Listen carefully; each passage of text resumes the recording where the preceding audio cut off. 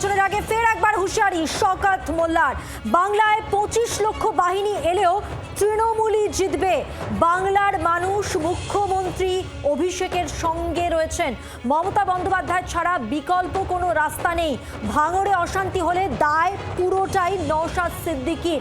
ভোটের ভাঙড়ে হুঁশিয়ারি দিলেন শওকত মোল্লা। সরাসরি কথা টেলিফোন লাইনে রয়েছেন প্রতিনিধি প্রসেনজিৎ সর্দার। প্রসেনজিৎ, হুঁশিয়ারি দিয়ে শওকত মোল্লা ঠিক কি স্পষ্ট করতে চাইলেন বোঝাই যাচ্ছে, আরো একবার জানতে চাইবো ঠিক কি বলেছেন। দেখো, তোমাকে বলে রাখবো মধুমন্তী, শওকত মোল্লা পরিষ্কার জানিয়েছে যে ভাঙড়ে 26-এর ভোটে আগে যদি কোনো অশান্তি হয় বা ভোটের দিনে যদি কোনো অশান্তি হয়, সেই অশান্তি কিন্তু দায় নিতে হবে নওশাদ সিদ্দিকীর। কারণ পঞ্চায়েত ভোটে যেভাবে অশান্তি হয়েছিল, তাদের 4টি তৃণমূল কর্মী খুন হয়েছিল, সেই অশান্তির মূল নায়ক ছিল নওশাদ সিদ্দিক এবং তার দলের কর্মীরা কিন্তু এই ঘটনা ঘটিয়েছিল। এবং সেই জায়গা দাঁড়িয়ে 26-এও যদি সেই অশান্তি হয়, সম্পূর্ণ দায় কিন্তু নওশাদ সিদ্দিককে নিতে হবে। কেননা তৃণমূল কংগ্রেস শান্তিপূর্ণ ভোট চাইছে ভাঙড়ে। এর পাশাপাশি তিনি জানিয়েছেন যে 2.5 লক্ষ যে কেন্দ্র বাহিনী এসছে বাংলায়, সেখানে যদি 25 লক্ষ কেন্দ্র বাহিনী বাংলায় আছে, তারপরেও তৃণমূল কংগ্রেস জিতবে। কেননা বিকল্প বলতে গেলে কিছু নেই। মুখ্যমন্ত্রী মমতা বন্দ্যোপাধ্যায় আর শেষ হাসিটাই হাসবে, এমনই কিন্তু একটার পর একটা মন্তব্য করে গেছেন এই শওকত মোল্লা।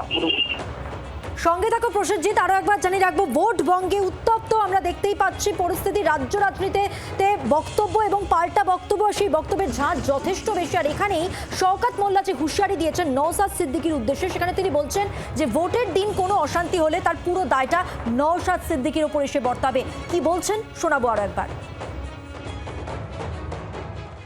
বাংলার মানুষের সাথে মমতা বন্দ্যোপাধ্যায় আছে, অভিষেক বন্দ্যোপাধ্যায় আছে। বাংলার মানুষের মুখে হাসি ফুটিয়েছে মমতা বন্দ্যোপাধ্যায়।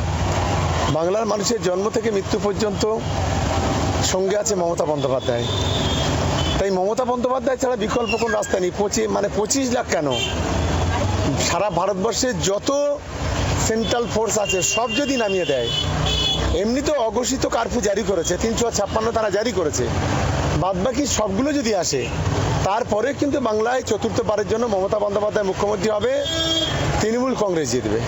শান্তিপূর্ণ ভোট না হলে দায় নওশাদ সিদ্দিকীর, দায় তৃণমূল কংগ্রেসের নয়। কারণ আমাদের 4টে ছেলে খুন করেছে, যার নায়ক হচ্ছে নওশাদ। বাংলার আওয়াজ, বাঙালির আবেগ, জি 24 ঘন্টা।